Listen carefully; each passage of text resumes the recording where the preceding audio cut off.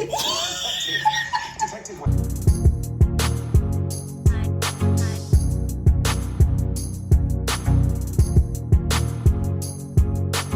Hi guys, welcome back to another episode of Lucifer. Today we'll be watching episode 3, Diablo. I have no idea what the title is all about. Only thing I know about the term Diablo is when I played in The Last of Us in the first game. There was a handgun named El Diablo. That's the only Diablo I am aware of. So not too sure how this Diablo, is it the same thing or is it totally different? I'm pretty sure it's not about a gun, but you know what? I'm ready to see what the action is all about. More than the title, I need more answers about Michael, about Linda, about the entire Chloe revelation regarding her being a gift from God, just there's so much. Like, now what are we going to get more in this episode? Are we going to get more answers in terms of like how Lucifer is going to try and handle the situation, and if so, how is he going to explain that Chloe is indeed a gift from God? Oh my God. My slopey-shouldered brother is pulling a prank hardly worthy of Saved by the Bell in order to humiliate me. Last time I was there, Michael had managed to seat himself at Father's right hand. Weasley, cowardly Michael. He's not in the Silver City now, is he? So excuse me while I go touch him. That sounds absolutely wrong. I can see that.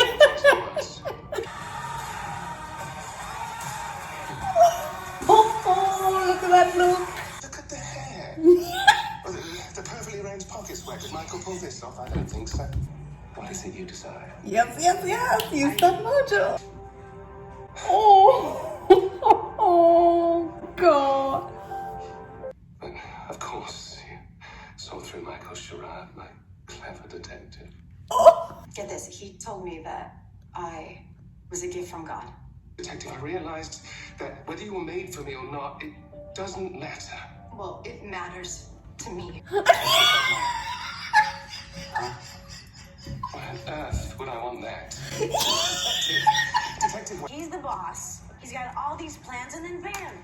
Somebody else has a plan for him, you know? If God made me for you, he probably would want me to feel that way. So I need a little time to absorb all of it. actually, now I think of it, we did mostly talk about me. Oh my God, that's literally like Lucifer, but another person. How did you manage to get a lead from a single strand of dental floss?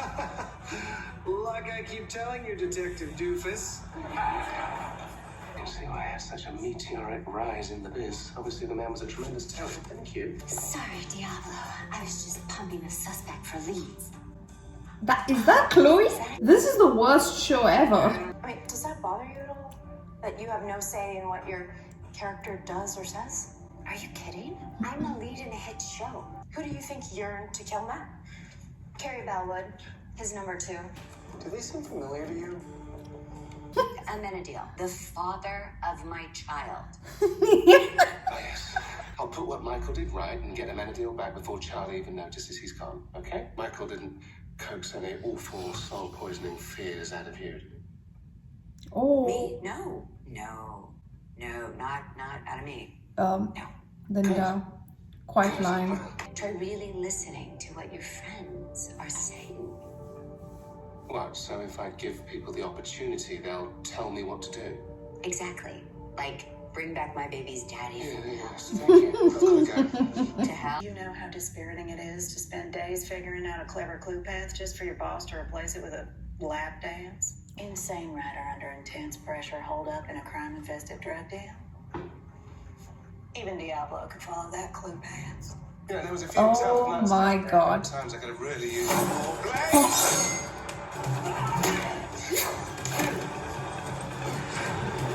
You went to hell without me. You left me. Well, you know, my twin is still likely skulking around. It'd be a big help if you'd like to stab him. Stab him yourself. Freeze! LAPD! Drop the gun! Well, this is really bringing it back. I'd almost forgotten how much fun solving murders is. Lucifer now's got the time. Excuse me. At least if I'm here, I can keep him safe. Yes, I'm feeling a little overwhelmed by, you right now. Don't worry, she'll come around. Do you believe in the idea of predestination? My childhood and family backgrounds run by criminals and dirtbags. I should have ended up in jail. Oh, whoa, that's a penis. That's a tattooed penis. Some patterns are harder to change than others. You're feeling vulnerable right now, and that's pretty damn scary. Detective, knowledge that you're the plaything of a cruel, uncaring God, the suffocating feeling that everything you've ever accomplished is meaningless. What happened? Oh, man. Oh! Supposed to be the only blade that can kill the devil. How ironic is that, right? Hey! Sorry, that seemed a lot funnier in my head. I'm sure. Miss, you know I'm not going anywhere, right? I think what you're struggling with is a fear of abandonment. I didn't have anyone important in my youth, Linda. Just my blades. They have never let me down. Come here, Doctor. I'm ready to watch. Isn't that really good? Yeah, I'll have some of that. Great, thank you. A PA was supposed to be sitting at the door to Diablo's trailer, but she got called away right around the time he was murdered. Great, so whoever called her away could be the murderer. Who was it? Carrie Bellwood. I didn't put that there. Really? Terry Bellwood, you're under arrest. What, are you serious? Is it all Look at him, not giving up. I love it. We have so little control over our lives. I'll take the bracelet. Wait. Really? The new Joey Chan Chan. Carrie never stopped bitching about that. He cut all my jokes. He was a hack. He only let us order tender greens for lunch. It's actually pretty dead on. The thing is, when you're stuck with someone in a situation you have absolutely no control over, but we were partners. Another case closed, Diablo. So does that mean I can put my bra back on? Yeah, I don't think Carrie killed him at all. You're drinking on the job. Unless she's gotten good at it. She's just like playing and playing. That's it.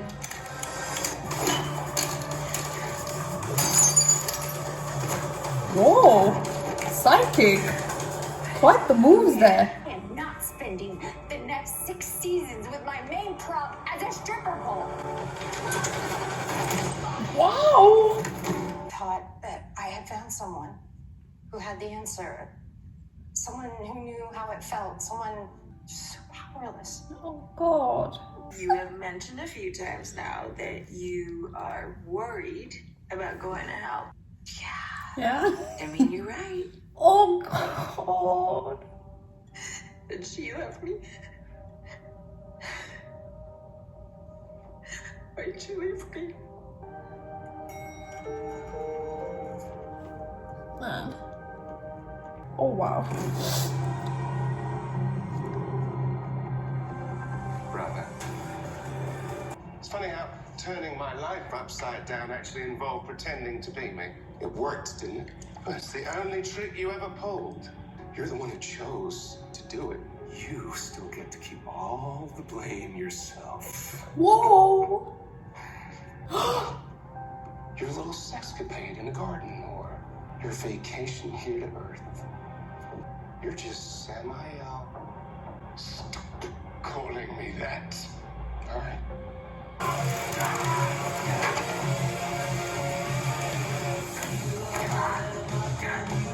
Oh. Okay. I guess you're doing yoga now? Oh.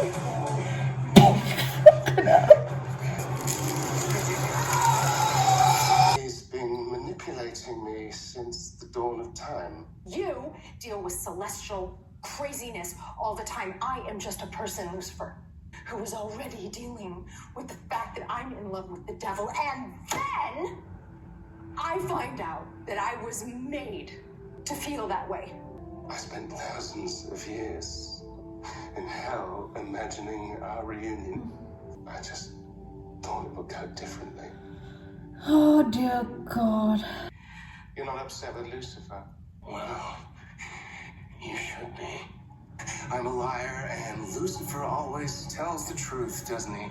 The secret that he kept from Chloe, and the one that he's keeping from you. Michael, darling, I think you need to go back. I can tell you how to find it out for yourself. Are you kidding? Okay, that was episode 3, Diablo. I do not expect the episode to go at all that way. First of all, I genuinely had no clue as to what Diablo meant for this episode, and it turned out to be an entire show based on the characters of Lucifer, Detective, Chloe, then Linda, Amenadiel, Maze. I don't think Amenadiel was there in that actually, but everything revolving around their characters, a show based called Diablo. And it all started with, like, you know, Lucifer granting a favor to that Matt Owens guy. For some reason, I thought he was Kenny in the circus that at the start of the scene when he was sitting inside that cage. I thought it was him for some reason because they look alike. So I was just like trying to put the pieces together, and there were a lot of subtle references here and there, like, you know, trying to explain, first of all, the main revelation that Chloe was a gift from God and that Lucifer was put in her path and that she's made to feel everything that she is for Lucifer, and yada yada yada. And it turns out that she's not taking it all that well. And Linda did say the correct thing where, you know, if you can't expect something like a bomb that you plant on that to be like, you know, the reaction to be just mundane, it will come as a shock for so many people. So you need to try and empathize with them. And I don't think, even though Lucifer was trying to see what he could do from his end, like how can he understand the detective a bit more, how can he you know, make her feel, you know, a bit better about the situation, stuff like that, he was trying not to do on his own. It just felt so great, like in a way where he is trying. I mean, we know he does that, it's just that for that particular reason, you know, he has to try a bit harder. And of course, working on that case did put things, you know, away, like, you know, not thinking about it too much. But you know, it did come up, as I was saying, like subtle references here and there when the side chick detective was giving, I don't know, certain things where like, oh yeah, he's my partner, you know, we were partners, blah blah blah, stuff like that makes her remember about Lucifer a bit more. And it's like very uncanny resemblance in their characters, which was quite crazy, which is why I think that's why instead of putting it as Lucifer, they put the title as in the intro as what is it, Lieutenant Diablo. But yeah, stuff like that. So the main thing to take from this is definitely Chloe not coming to terms with what she found out through Michael, and of course Lucifer trying his best to convince that, you know, even he had a hard time understanding the situation when he found out first. But the reaction that Chloe is having is definitely erupting second, third thoughts for her and about her relationship with the devil, because she literally did fall in love with the devil. And now it was all, it's more like, you know, I feel that she's finding it hard to understand that why was she chosen to fall in love with Lucifer, the devil? Like, what did she do and what was the reason? And she's not coming to terms with that. And she thought that what she had was special regardless of who he is. So it's just, it doesn't feel natural. Of course it's all like made up, so it does put it's like a proper pinch to what she thought was real. So things like that. And I completely empathize, as Linda says, empathize with her. But I just feel sad for Lucifer, because he did say that he imagined how the reunion would go for thousands of years, and he did not expect it to go this way at all. So that really put me off. And then the way Dan was trying to, you know, be the positive guy, Dan was just the highlight for me this episode. I could not stop laughing. Like, he was amazing, just truly fantastic to watch. And I just love the way he is so optimistic and positive right now. It's just insanely crazy. I love it. I literally love it. And with the other thing about Linda lying to Lucifer that Michael didn't get through to her, so I want to know more about that actually, so that we understand why she lied in the first place. And the third thing, or fourth, I don't know how many points I've pointed out now, but May's feeling abandoned. First Chloe abandoned her, then Lucifer, and then Eve. All of them abandoned, and now she like feels that because her relation with humans will ultimately end up in, of course, abandonment, because first of all, humans are not meant to live as long as how demons are. They are not immortal and whatnot, and so eventually they're gonna die. And of course, her youth, she didn't have anyone that she looked up to or that she had to say that or could call as a family. So stuff like that also brought up a lot of emotion in that way, and I felt really a lot for her. So now I don't know what Michael is talking about in the end, about that secret that Lucifer is hiding from Maze regarding something, which is, I don't know, I'm assuming right now it's only about the family bit, because we touched on the topic of abandonment quite a bit, and this is another reason she would be pissed off at Lucifer, and I think that's how the story will go. My assumption, I mean. But other than that, this episode was quite interesting. I really enjoyed it, I'm not gonna lie. There's a lot of points to talk about and whatnot, but it was just more like a fun episode, which was very self-explanatory and more to do with I need more answers now, and what is the reaction gonna be for Chloe, or how she's gonna take it further on after she found out the truth, and then about the secret about that Michael has to Maze, Linda's secret, Amenadiel, how's he doing back in hell, like so many different things. And are we like gonna get a bit more of action, let's say, with Dan and Ella? I don't know. There are so many different potential parts of angles that the story can go. All I need to do is have patience and wait for the episode 4. So I'm just excited. I really like this episode. I'm very tuned to the storyline, and it is, to me, like going really well. By far, season 4 is going to be my favorite, but I'm very excited to see the Michael and Lucifer off, like the twin off. How is it going to work? Because that particular battle in itself with the piano was crazy. So imagine if they really had wings, and not really, if they had wings and they had a battle. So stuff like that, I'm assuming that might be the case. So I want to see more about that and how they're gonna literally like tear each other's faces off. Like, it's so insane, poetic but insane. But I know most of you did tell that, like, look at the way Tom Ellis is playing. Is like two different characters, is making you love and hate, literally the same face structure, but two different characters at the same time. It's like, I completely agree. Like, the acting is just phenomenal. Like, two different sides of the story, one British, one American, one desire, one fear, one crooked, one straight, and one tells lies, one doesn't. So then it's Michael and Lucifer. So it's just played so well by Tom Ellis, and for that he really deserves every award with the way he's carrying out two characters.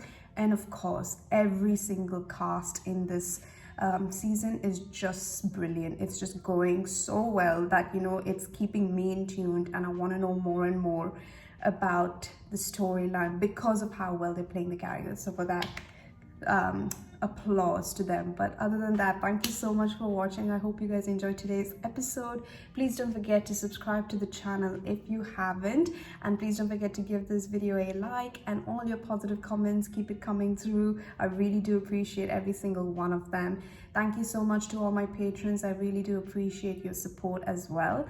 Please don't forget to wear your masks and stay safe for your friends and family. Until then, my friends, I'll see you guys in episode 4, Diablo number 4.